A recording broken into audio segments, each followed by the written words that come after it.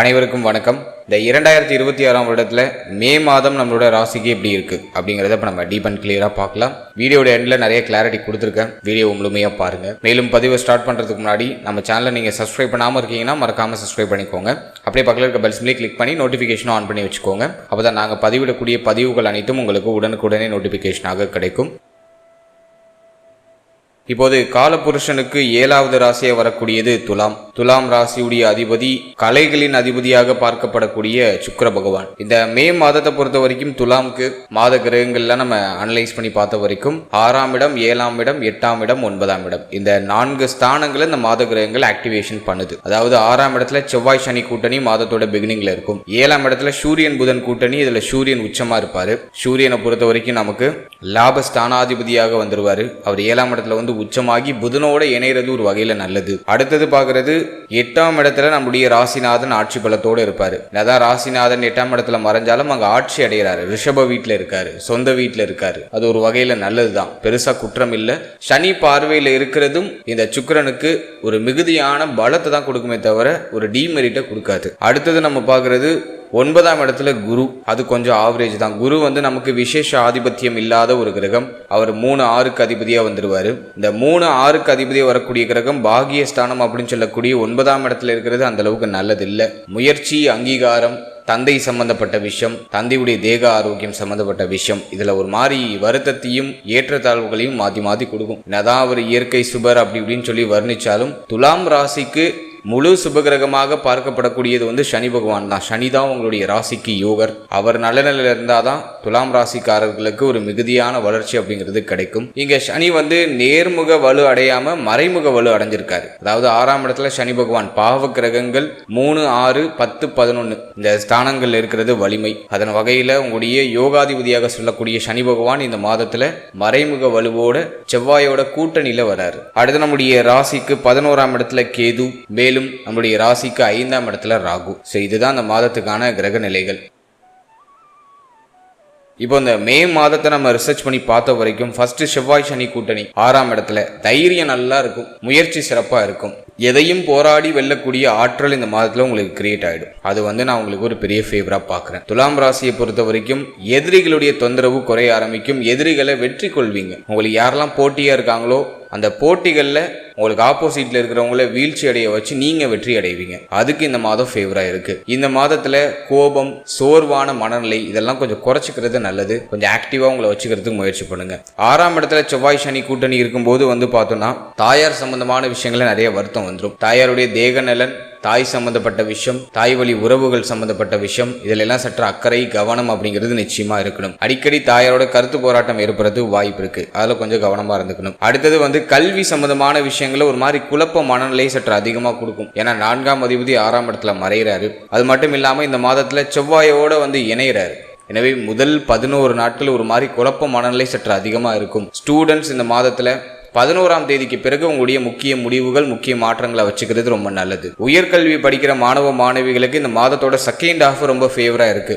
மாதத்தோட செகண்ட் ஹாஃப்ல கல்வி சம்பந்தப்பட்ட விஷயங்கள் இருக்கிற குழப்பங்களுக்கு ஒரு நிவர்த்தி கிடைச்சிடும், தெளிவு கிடைச்சிடும். உடைய முயற்சிகள் வெற்றியாக ஆரம்பிக்கும். உயர்கல்வி பிரமாதமான முன்னேற்றத்தை கொடுக்கும். நீங்க எடுக்கிற முயற்சிகள், உயர்கல்விக்கு நீங்க எடுக்கக்கூடிய முயற்சிகள் அற்புதமான வெற்றியை கொடுக்கும். நிறைய பேருக்கு பயணம் உண்டு இந்த மாதத்துல. கல்வி ரீதியாக வெளியூர், வெளிநாடு, வெளிமாநிலம் செல்லக்கூடிய அமைப்பு உண்டு. அட்லீஸ்ட் உங்க ஊர்ல இருந்து சொந்த ஊரை விட்டு வெளியூர் அல்லது வெளி மாவட்டங்களுக்கு இடப்பெயர்ச்சியாகி கல்வி சம்பந்தமான விஷயங்கள ஒரு சில சுப மாற்றங்களை செய்யறதுக்கான வாய்ப்புகள் அதிகபட்சமா இருக்கு. எனவே இடமாற்றம் உண்டு, கல்வி ரீதியா உயர்வு உண்டு. மாதத்தோட ஃபர்ஸ்ட் ஹாஃப்ல நிறைய குழப்பம் இருக்கும். இது படிப்போமா, அது படிப்போமா, இந்த காலேஜில் ஜாயின் பண்ணலாமா, அந்த காலேஜில் ஜாயின் பண்ணலாமா, இந்த கோர்ஸ் ஓகேவா, அந்த கோர்ஸ் ஓகேவான்னு சொல்லிட்டு நிறைய மனக்குழப்பங்கள் இருக்கும். முடிவெடுக்க முடியாத ஒரு சில திணறலான ஒரு அமைப்புகள்லாம் வெளிப்படும். ஆனா அதெல்லாம் செகண்ட் ஹாஃப்ல சரியாயிடும். 15ஆம் தேதிக்கு பிறகு கல்வி ரீதியா ஒரு தெளிவான பாதை, தெளிவான இலக்கு, என்ன பண்ணணுங்கிற ஒரு தெளிவான புரிதல் அப்படிங்கிறது உங்களுக்கு கிளாரிட்டியா கிடைச்சிடும். கவலை வேண்டாம்.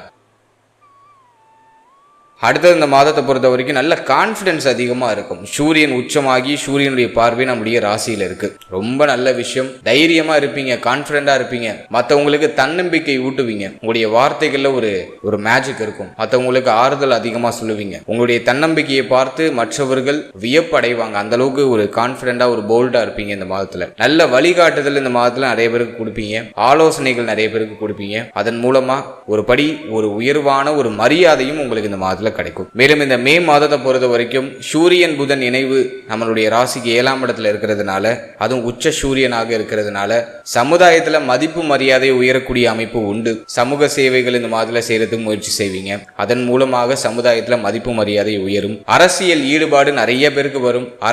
அரசியல் அரசாங்கம் சார்ந்த விஷயங்கள்ல ஒரு உயர்வு, ஒரு ஆறுதல், அரசாங்கம் சார்ந்த வகையில வெற்றி, இதெல்லாம் பிரமாதமா உண்டு. நீங்க அரசியல் இருக்கீங்க அப்படின்னாக்கா இந்த நேரத்துல அரசியல்ல ஒரு ஜொலிக்கக்கூடிய அமைப்பு இந்த மாதத்துல உண்டாகுது. அரசியல்ல வெற்றி, ஏதாச்சும் அரசியல் ஈடுபட்டிருக்கீங்க, ஏதாச்சும் ஒரு தேர்தலுக்கு நிக்கிறீங்க அப்படின்னா அதுல வெற்றி உறுதியா இந்த மாதத்துல கிடைக்கிறதுக்கான வாய்ப்பு உண்டு.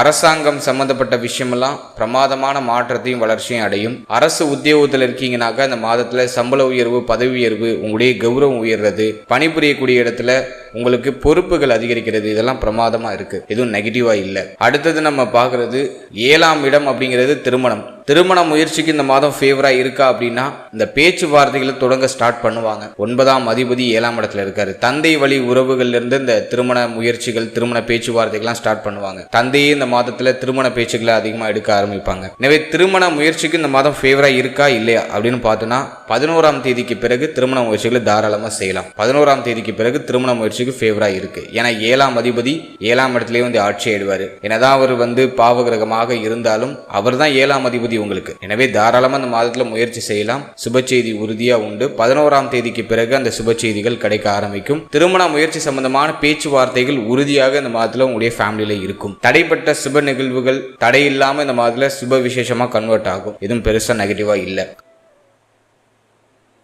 அடுத்தது நம்ம பார்க்கறது மன வாழ்க்கையை பொறுத்த வரைக்கும் திருமணமாகி இருக்கு அப்படின்னா இந்த மாதத்துல வாழ்க்கைத்தினுடைய தேக ஆரோக்கியம், மன ஆரோக்கியம், வாழ்க்கை துணை சம்பந்தப்பட்ட என்டையர் விஷயத்திலையும் சற்று கவனமா இருக்கணும். இருப்பினும் இந்த மாதத்துல வாழ்க்கைத்தினுடைய ஆறுதலும் ஆதரவும் இந்த மாதத்துல உங்களுக்கு பரிபூர்ணமா கிடைக்கும். வாழ்க்கை துணைக்கு தேக ஆரோக்கிய ரீதியாக ஏதாச்சும் பாதிப்பு வந்து நீங்க வாய்ப்பு இருக்கு. அதுல மட்டும் கொஞ்சம் கவனமா இருந்தா போதும். கொஞ்சம் கோப உணர்வு சற்று அதிகமா வரும். வாழ்க்கை துணைக்கு அதிக உணர்ச்சி வசப்படுறது, அதிக கோபப்படுறது, இதெல்லாம் கொஞ்சம் அவாய்ட் பண்ணிக்கிறது நல்லது. வாழ்க்கை துணை மேல அதிகமா கோபப்படுறதை அவாய்ட் பண்ணாலே இந்த மாதம் வந்து உங்களுக்கு ஆல்மோஸ்ட் ஃபேவரா வந்துடும். என்னதான் இயற்கையான வாக்குவாதங்கள் இருந்தாலும் இந்த மாதத்துல வாழ்க்கை துணையுடைய பரிபூர்ணமான ஆதரவு அப்படிங்கிறது இந்த மாதத்துல உங்களுக்கு உறுதியா கிடைக்கும். ஏன்னா 7ஆம் அதிபதி ஸ்ட்ராங் ஆகுறாரு. வாழ்க்கை துணை சார்ந்த விஷயங்கள் இருந்த வருத்தம், குழப்பம் எல்லாம் வந்து ஓரளவுக்கு நியூட்ரல் ஆகும். என்ன ஒரே ஒரு விஷயம், ஈகோ பிரச்சனை வரும். நீயா நானா அப்படிங்கிற மாதிரி ஒரு சில கருத்து போராட்டம் வரும். அதை மட்டும் அவாய்ட் பண்ணிட்டா போதும். மற்றபடி இந்த மாதத்துல வாழ்க்கையினுடைய ஆதரவு அப்படிங்கிறது உங்களுக்கு கிடைக்கும். அடுத்து இந்த மாதத்தை பொறுத்த வரைக்கும் சுக்கிரன் 8ஆம் இடத்துல ஆட்சியே இருக்காரு. தேக நலன்ல சற்று அக்கறை எடுத்துக்கணும். தேக ஆரோக்கியம் சார்ந்த விஷயங்கள்ல கொஞ்சம் அக்கறை கூடுதலா எடுத்துக்கணும். குறிப்பாக இந்த மாதத்துல வயிறு சம்பந்தமான உபாதைகள் ஏதாச்சும் வரதுக்கு வாய்ப்பு இருக்கு. உஷ்ண ஆதிக்கம் சம்பந்தமான பிரச்சனைகள் வரலாம். செரிமான கோளாறு, கழிவு நீக்க உறுப்புகள் சம்பந்தப்பட்ட விஷயங்கள்ல பிரச்சனை, கிட்னி சம்பந்தமான பிரச்சனை, சிறுநீரகம் சம்பந்தமான பிரச்சனை, இதெல்லாம் இந்த மாதத்துல எட்டி பார்க்கறதுக்கு வாய்ப்பு இருக்கு. சிறுநீரகம் வெளியேறக்கூடிய அந்த பாதையில ஒரு மாதிரி எரிச்சலான உணர்வுகள்லாம் வரத்துக்கு வாய்ப்பு இருக்கு. எனவே தேக நலன்ல சற்று அக்கறை எடுத்துக்கணும். நிறைய பேருக்கு வந்து பார்த்தோன்னா நோய் எதிர்ப்பு சக்தி குறையிற மாதிரியே உணர்வாகும். எனவே இந்த மாதத்துல தேக ஆரோக்கியம் கொஞ்சம் எக்ஸ்ட்ரா கேர் எடுத்து பராமரிக்க வேண்டியது அவசியம். அடுத்த மன ஆரோக்கியத்தை பொறுத்த வரைக்கும் 4ஆம் அதிபதி 6ஆம் இடத்துல. ஆல்ரெடி நிறைய பேருக்கு நிறைய மன உளைச்சல் இருக்கு. ஒரு விஷயம் நடக்குமா நடக்காதாங்கிற மாதிரி நிறைய கவலை, வருத்தம், மன உளைச்சல் இதெல்லாம் கடுமையா இருக்கு. மாற்று கருத்தே இல்லை. முக்கியமா பிள்ளைகளுடைய எதிர்காலம் பற்றிய கவலைகள், பூர்வீக சொத்து பற்றிய கவலைகள், பூர்வீகம் சார்ந்த வகையில ஒரு சில குழப்பங்கள், இதெல்லாம் இந்த மாதத்துல சற்று அதிகமா இருக்கும். 4ஆம் அதிபதி 6ஆம் இடத்துல இருந்தா மன நிம்மதியை கெடுத்துரும். மனசுல சுத்தமா நிம்மதி இருக்காது. என்ன பண்றோம் ஏது பண்றோம்னு ஒண்ணுமே புரியாது. எனவே மன ஆரோக்கியத்தை இந்த மாதத்துல பராமரிக்கணும். முக்கியமா இந்த மாதத்துல நம்முடைய துலாம் ராசிக்காரர்கள் தியான பயிற்சிகளை அதிகமா செய்யணும். நல்லா மெடிடேஷன் பண்ணணும். மூச்சு பயிற்சி நல்லா பண்ணணும். சின்ன சின்ன நடைப்பயிற்சி, உடற்பயிற்சி இதெல்லாம் வந்து உங்களுடைய ரெகுலர் ரொட்டீன்ல ஆட் பண்ணிக்கிறது நல்லது. தேக ஆரோக்கியம், மன ஆரோக்கியம் ரெண்டையுமே இந்த மே மாதத்துல நீங்க பராமரிக்கணும். மன நிம்மதி கிடக்கூடிய அமைப்பு இந்த மாதத்துல சற்று அதிகமா இருக்கு. கொஞ்சம் கவனம், பொறுமை, நிதானம், நல்லா மூச்சு பயிற்சி செய்யுங்க. நல்லா மெடிடேஷன் பண்ணுங்க. அது வந்து உங்களுடைய மன ரீதியா இருக்கக்கூடிய அந்த இறுக்கத்திற்கு ஒரு தளர்வு கொடுக்கும்.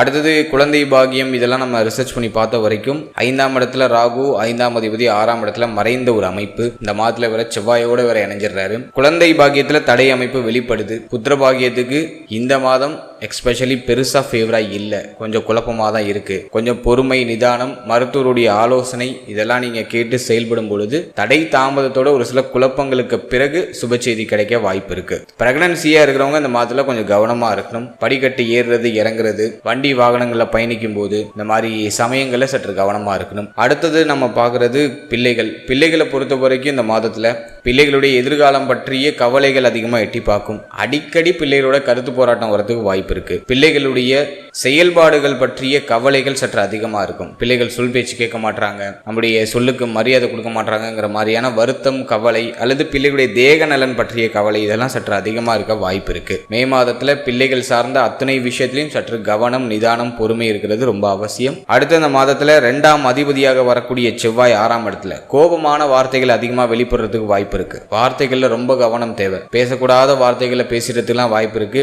பேச்சால் பிரச்சனை வரக்கூடிய ஒரு அமைப்பு உண்டு. எனவே வார்த்தைகள்ல ரொம்ப கவனமா இருக்கணும். அடுத்த இந்த மாதத்துல சுக்கிரனும் குருவும் நம்மளோட ராசிக்கு 9ஆம் இடத்துல இணைவாங்க. இந்த டைமிங்ல பார்த்தோம்னா பயண யோகம் உண்டு. வெளிநாடு, வெளிமாநிலம், வெளியூர் போறதுக்கான வாய்ப்புகள் கிடைக்கும். நிறைய பேருக்கு இடமாற்றமும் உறுதியா நிகழ ஆரம்பிக்கும். குரு சுக்கிரனுடைய பார்வை 3ஆம் இடத்துல இருக்கிறதுனால மருத்துவத்துறை, கம்யூனிகேஷன் சம்பந்தப்பட்ட துறை, தகவல் தொடர்பு துறை, அதாவது ஐடி ஃபீல்டு சம்பந்தமான விஷயங்கள் இருக்கிறவங்களுக்கு அபாரமான வளர்ச்சி உண்டு. 2ஆம் அதிபதியாக வரக்கூடிய செவ்வாய் நம்மளுடைய ராசிக்கு 7ஆம் இடத்துல ஆட்சி ஆகிறதுனால யூனிஃபார்ம்டு சர்வீஸ்ல இருக்கிறவங்க, அதே மாதிரி இந்த பேசி பிழைக்கக்கூடிய தொழிலாகிய வக்கீல் பணி, ஆசிரியர் துறை இதிலெல்லாம் இருக்கிறவங்களுக்கு இந்த மாதம் ரொம்ப அட்டகாசமா இருக்கும். அடுத்தது தொழில், உத்தியோகம் இதெல்லாம் நம்ம ரிசர்ச் பண்ணி பார்த்த வரைக்கும் 10ஆம் பாவகம் பெருசா பாதிக்கப்படலை. 11ஆம் இடத்துல கேது, 11ஆம் அதிபதியோ இந்த மாதத்துல உச்சமா இருப்பாரு. எனவே தொழில், உத்தியோகத்துல உயர்வு உண்டு. பெருசா எதுவும் குறையா இல்லை. தொழில நல்ல மாற்றம் உண்டு. பணவரவு கணிசமா இருக்கும். தேவைகள், எண்ணங்கள் எல்லாமே பரிபூர்ணமா பூர்த்தியாகும். நல்ல லாபம் கிடைக்கும். தொழில் செய்றீங்க அப்படின்னா நல்ல லாபம் கிடைக்கும். அதே போல இந்த மாதத்துல உத்தியோகத்துல சம்பள உயர்வு, பதவி உயர்வு, பதவி மாற்றம் இதெல்லாம் நீங்க எதிர்பார்க்கலாம். மேல அதிகாரிகளோடு ஏற்பட்ட மனஸ்தாபங்கள்லாம் குறைய ஆரம்பிக்கும். மேல அதிகாரிகளுடைய ஒத்துழைப்புலாம் அந்த மாதத்துல கிடைக்கும். ஸோ அதெல்லாம் அந்த மாதத்துல ஃபேவரா தான் இருக்கு. எதுவும் பெருசா குற்றமா இல்லை. மேலும் இந்த மே மாதத்துல நமக்கு இருக்கக்கூடிய இந்த பாதிப்புகளை குறைச்சி சுபபலன் அதிகப்படுத்திக்கிறதுக்கு தினமும் காலையில எழுந்ததும் ஆதித்ய ஹிருதயம் கேட்கறது அல்லது படிக்கிறது ரொம்ப நல்லது. முடிந்தால் படிங்க, இல்லைனா யூடியூப்ல நிறைய அவைலபிள் இருக்கு, பிளேலிஸ்ட் நிறைய இருக்கு. ஸோ ஒரு நல்ல பாடல் வச்சு ஆதித்ய ஹிருதயம் கேட்கறது ரொம்ப நல்லது. ஸோ அதை இந்த மாதத்துல ட்ரை பண்ணுங்க. நிச்சயமா நிறைய நல்ல மாற்றமும், மன நிம்மதியும், மன திருப்தியும், ஆத்ம திருப்தியும் உங்களுக்கு கிடைக்கும். ஓவரால் அந்த மே மாதத்தை பொறுத்த வரைக்கும் ஹெல்த் ரீதியா மட்டும் கொஞ்சம் வார்னிங் இருக்கு. அது மட்டும் கொஞ்சம் மேனேஜ் பண்ணிட்டீங்கன்னா போதும். மற்றபடி இந்த மாதம் உங்களுக்கு ஆல்மோஸ்ட் ஃபேவரா தான் இருக்கு. நிறைய நல்ல மாற்றங்கள் உண்டு. முயற்சியில் இருந்த தடை தாமதங்கள்லாம் விலக ஆரம்பிக்கும். தைரியமா போராடி ஒரு விஷயத்துல வெற்றி அடைகிறதுக்கு இந்த மாதம் ரொம்ப சாதகமா இருக்கு. உங்களுக்கு இருக்கிற எதிர்ப்புகளும் போட்டிகளும் குறைய ஆரம்பிக்கும். எவ்வளவு போட்டிகள் வந்தாலும் அதுல உங்களுக்கு உறுதியான வெற்றி கிடைக்கும். வாழ்த்துக்கள்.